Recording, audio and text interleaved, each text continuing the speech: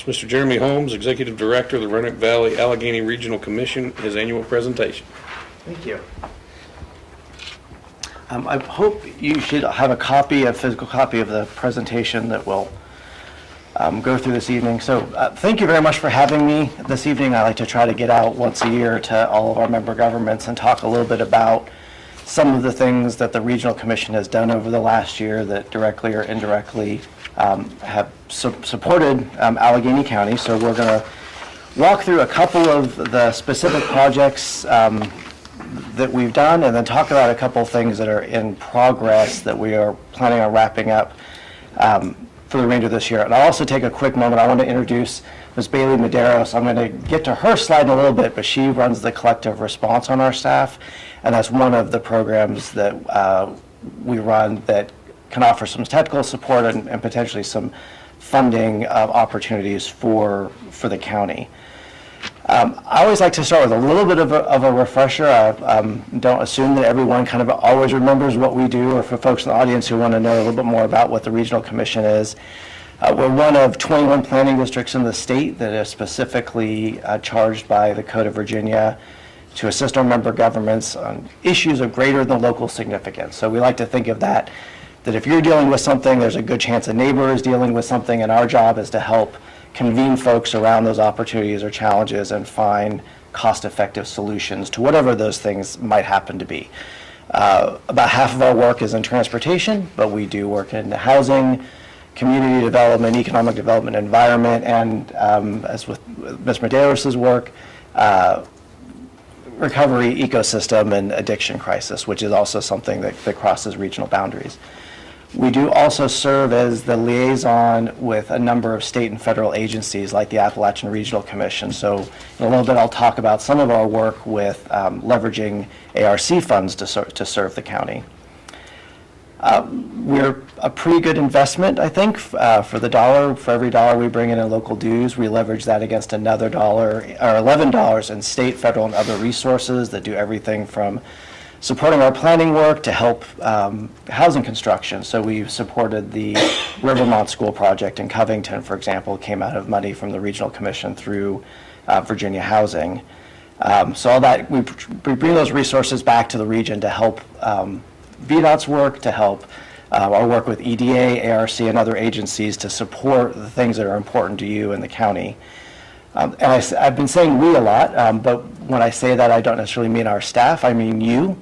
We rely on our elected officials, our administrators, and the folks who participate in our meetings and in our projects, or else that's the only way we know what you need and how best to help you. So I do want to recognize Mr. Griffith. I'm sorry he can't be here today, but Mr. Griffith is a great partner with us and has works both with the Regional Commission and through our economic development work, and Mr. Walters, who serves on the Regional Commission, and they make sure that we are paying attention to what needs to happen, or the needs that you have here in Alleghany County.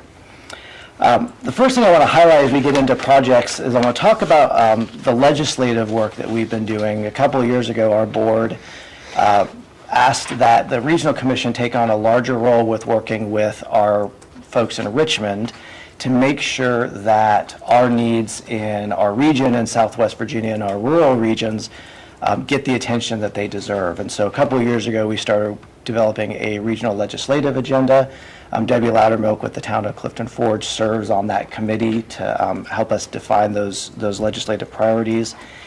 This past year, in December, we were asked to create a focused opportunity to work with Delegate Austin and Senator Head's office just on our rural Appalachian Regional Commission communities. So we held a luncheon at the Masonic Theater, a couple hours, where we had Delegate Austin to ourselves and the legislative aide for Senator Head, where we got to talk about what's going right in Alleghany County and Clifton Forge and Covington, Botetourt and Craig, but also what your needs are. And we're very cognizant that in Richmond these days, our part of the state has lost a lot of influence, and we have to work very hard to work with our delegates and senators to remind them what our needs are so that they can fight for us when they're in Richmond. So we had a great afternoon sharing with Delegate Austin our needs, but giving him an opportunity to talk about how he can help us in Richmond.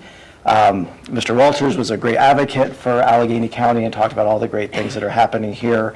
And that's something we're going to keep up to and continue to improve that relationship with our legislators. The other area I want to talk about is our work with the Virginia Opioid Abatement Authority and our work with the collective response. This remains a relatively new program with the Commission. And what the goal of this program is to help you as a county who's a direct recipient of VOAA funds, first identify opportunities for technical support, program development, ways that, identifying what your needs are in regards to how to address the addiction crisis everywhere from prevention to law enforcement to recovery systems to workforce reentry. To provide technical support around those needs. I think more importantly, as the Regional Commission, our goal is to help you access that pot of state funds that's about 30% of the OAA funds that are what's called the cooperative grants. So where two or more localities work together to access funds that aren't the direct allocations you receive from the state.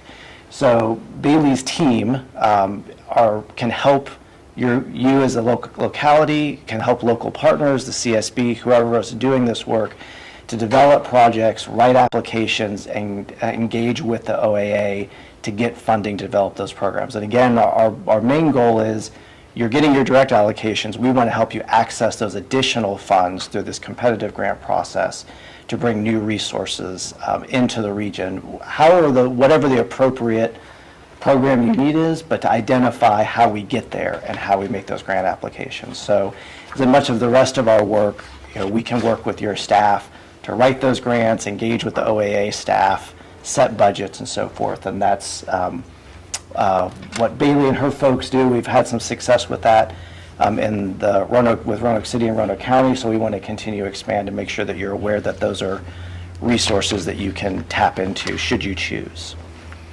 I'm going to go all over the place. We're going to talk about all kinds of different kinds of programs. So I'm going to jump from the addiction crisis to electric vehicle infrastructure. This is another area of work that we do at the Regional Commission. We completed last fall an EV infrastructure study. The goal of this study is to help our local governments that may not be part of the statewide study that was completed last year by VDOT, understand to the extent that you want these things to look at how you prepare for electric vehicle charging infrastructure, understanding where that market is going, and primarily from our perspective, to make sure that those folks know that they can come into Alleghany County, park their cars for 30 minutes, and go do something. Because electric vehicles, we're not talking about a 1 or 2 minute fill up at a gas pump, we're often talking 10, 20, 30 minute wait for a charge. We view that as an opportunity for visitation, tourism, and economic development. So we wanted to make sure that our member localities had the resources to prepare for that, to get that infrastructure in place, to understand how to draw those folks into the Covington and Clifton Forge and elsewhere in the county that you would want those folks to come in and spend money. So that study is available now, and it provides technical guidance, it provides information on making sure that your grid is prepared for that infrastructure, guidance on the kinds of charging technology that's out there, information on what that electric vehicle market is looking like and how to potentially plan for that, so that you as a local government have tools to tap into that in whatever way makes sense for you, right? So that's available now. We're going to officially probably launch that in the next month or two, but those resources are online, and my staff can connect you if that's something that you're interested in following up on. We have at least a couple of our member governments have already started funding applications using that data to help strengthen grant applications to get some of this infrastructure in place. Now I'm going to talk about our work with the Appalachian Regional Commission. I brought this to this body last year when we first launched our grant writing bench. This is still active, and we've had some great success deploying this to access funding for our Appalachian regional communities. What this is the Appalachian Regional Commission gave us about $100,000 to help our local governments access sources of funding that you may not have been able to get otherwise. So what we've done with that is we have 5 professional grant writers who have experience writing federal and other grants, and they know what to do, how to write those, and how to close those, that we can just provide free of charge to Alleghany County to do research or actually write grants to go after some of this funding. So far with the county, we have tapped into the research portion of that bench, looking at water infrastructure funding opportunities and some work on the pad site for marketing and development. We worked very closely with Mr. Griffith on plugging into that grant writing bench. We've done work right now in Clifton Forge. They are working on some funding on behalf of the Masonic Theater, and they are just now starting a project with using those grant writers for a state of good repair grant to VDOT for some bridge work in Clifton Forge. So there's a large array of projects that those folks can tap into. And again, that's free of charge either for the county or for partners. So if you've got nonprofits or other folks that you want to be able to access those resources, it's just as easy as writing me an email and letting me know that that's a need. That funding does run out in September, and we're really eager to spend every dollar of it. So I encourage you, if there are needs that you've got or some ideas, please let me know, and we're happy to work with the grant writing bench and try to develop some fundable projects. I want to highlight, I don't want to spend I could talk the whole night with all the stuff that happens to the Regional Commission, but I want to highlight the different kinds of areas we do with technical support, with our plans and studies, with the work with the collective response, with our legislative work, to show just sort of the range of stuff that we take care of at the Regional Commission to try to do work on your behalf. And there's a lot more that we can do. And we are in our work program process right now, so this is a good time. We have received some ideas, but there's other ideas for needs you have in the coming year. This is the time to ask so we can build that into our upcoming budget. A couple of things you can see on your last page that are just to highlight some things that are coming up. We are just starting a regional truck parking study. We mentioned the freight traffic that's happening out here. That is happening throughout the region. It's also creating a lot of truck parking problems in some places where trucks who cannot get to a distribution center or a destination are parking in an unsafe or improper way, and we're trying to figure out how to address that. So we've just kicked off this regional truck parking study that we'll be working with locality staff, state police, the trucking industry to figure out policies to maybe better support truck drivers in getting to park in the right places that don't cause issues in our local governments. That will wrap up this fall. Some of you may be participating in our pre-disaster hazard mitigation plan. The key part to know about that is this is a FEMA required process, that without this plan, you can't get certain kinds of things funded. It's a precondition for getting some kind of flood control or stormwater. We've had projects that were generator hookups, for example, that are all FEMA-funded projects, but without this study in place, you can't access this funding. I sometimes point to a couple years ago, Lynchburg was hit with a tornado that caused some destruction. They had let this plan lapse, and they did not qualify for any of the federal funding opportunities that would have helped them clean up from that. So this is one of these behind-the-scenes important things that's in process. We expect that to wrap up in August, and then there's some opportunities that will accrue to the county from that. And the last thing is our comprehensive economic development study. This is another funding precondition. So a lot of agencies like USDA or EDA look at this plan and the projects listed in it before they make potential funding decisions. So things like infrastructure to industrial sites, workforce training. There's a lot of kinds of projects that will fit into this. We do a major update every 5 years. So we sort of pull the thing down to its bones and rebuild it. And that's what we're in the midst of now. We've got a real focus in this version on project prioritization. So what are the major project needs for the region, whether that's industrial site preparation, whether that is potentially housing for workforce housing. What are those needs, and how can we focus on those and better connect those to funding opportunities across a range of federal and other programs, and really position those projects for success. So that's a real focus, and Mr. Griffith, again, participates in the SEDS and is part of that process. That will wrap up in June, and the project prioritization process will kick off in the fall, where we'll really focus on those specific tangible needs. So I hope that gives you a sense of some of the things that we've worked on in the last year that have affected the county directly or have incorporated the county into some other bigger regional work. I'm very happy to answer any questions you may have, but I also just want to express my appreciation both for getting the chance to talk to you tonight, but also, again, your participation in the Regional Commission. We really appreciate the partnership with Alleghany County and our chance to work with you on any number of projects, and hope that we'll see more in the work program for the coming year. But again, happy to answer any questions that you have this evening for me. Board member questions or comments? You had an EV study, infrastructure implementation study. Do you see much of a need for electric vehicle charging stations in the county? And There are, so when you look at, and there's like, within that tool, there's some maps that highlight based on potential destinations and traffic patterns and so forth. The needs in the county are primarily around Clifton Forge and Covington, where the charging infrastructure is really highly associated with sort of tourism and visitation options. But this does look at some key places in the county where there might be an opportunity. And again, what we're trying to look at, most people are going to make a decision based on sort of their Tesla app, right? They're driving, they're going to say, I need to charge. And right now, most of that infrastructure is going to be at the sheets right on the interchange, right? So if you want to draw people into the county of places like Clifton Forge, Covington, or other centers, or near visitation sites or recreation sites, you'll want those facilities to show up on that app. And so this is what will kind of help you figure out where does it make sense and what is the right kind of technology to make sense. So it does show you some highlighted areas, but what it is, again, is a tool for your decision making. Maybe you don't want something there for whatever reason.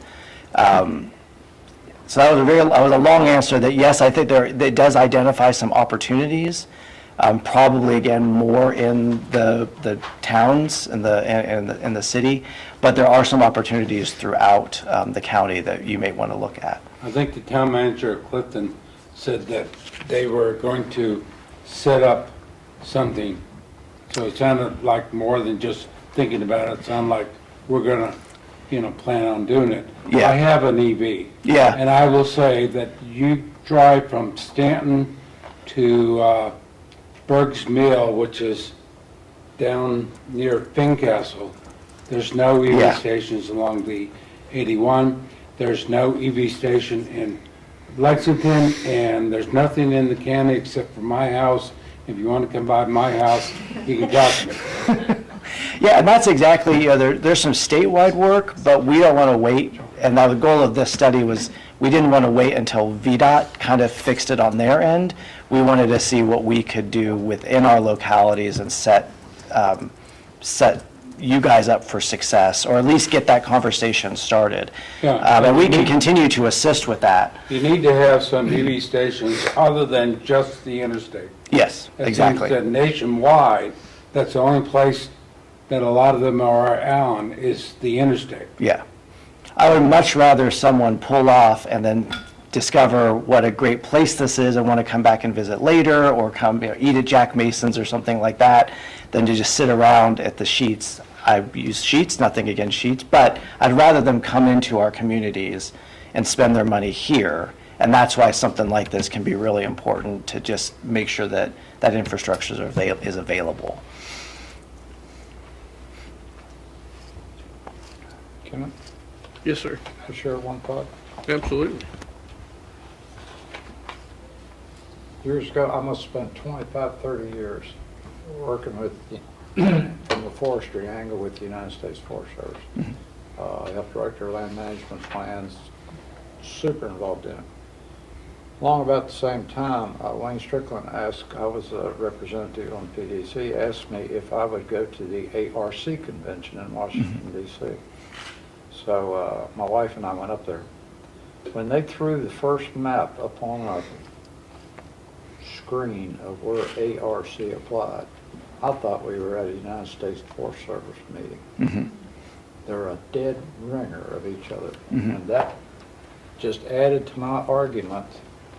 They bought this land the federal government did and took it, the argument was it was some of the more impoverished areas in the United States. That's why they purchased the land. My argument is we're still there. And it's partly because of the United States Forest Service, the federal ownership of the land and the restrictions that they put on it.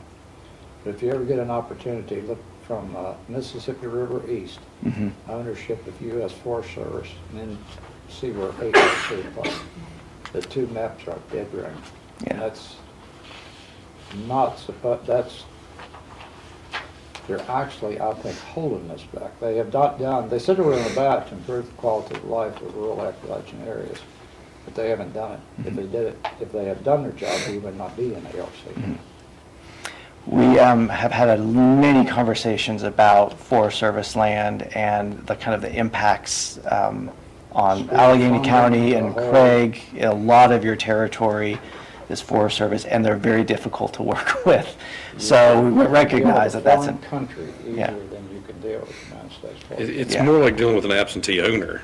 Yeah. It's absentee landowners, sure it is. Yeah. That actually, in a number of conversations recently came up as some ways that the regional commission, and in our role as a federal liaison, working with folks like the EDA and ARC, is are there ways that we can potentially improve the relationship with national forest and national park? I understand it's an uphill, probably an uphill fight, but that's one of the things that we're looking at is how can we just relationship build so we can do more with those folks. I don't want to get too deep into the weeds, but about 2 or 3 years ago, there was a law, it was part of the agriculture farm bill that would allow outside agencies such as yours or somebody to do contract work for the United States Forest Service. We're seeing that now Forest Service doesn't do any timber management because they don't claim they don't have any money. Well, right now the state is marking some of their timber sales for them as a subcontractor. There's, I don't know whether they'll make it out of Congress this year or not, but there is a part of a bill in there now that the contracting agency can keep the funds generated by what they do. Now that will make it a total different ballgame. Alleghany County could take over the lake as long as we get the money that was generated from the lake. The state of Virginia would get to recoup the money from the timber sales or from leases or from whatever is going on. Anyway, there's a lot of us really watching that close, and we hope it comes through. But the target is let the federal government own it for liability purposes, but let the communities and states around it manage it. But the difference is going to be if it passes the Agriculture Committee this year, the contracting agency gets to keep the funds generated. Anyway, it's something I ought to look into because it would really make a Yeah, difference. that's a good, and that's that's why we receive ARC and EDA funds, is be able to do kind of research and study into the potential impacts for something like that. So that's something we'll definitely keep an eye There are things you on. could do that if they generate funds, your PDC will keep the money, Yeah. or the counties or whatever. But it's in this year's Farm Bill. Yeah. Okay, well, we'll pay attention to that. Thank you. Any other board member questions or comments? Thank you, sir. Well, thank you very much for having me.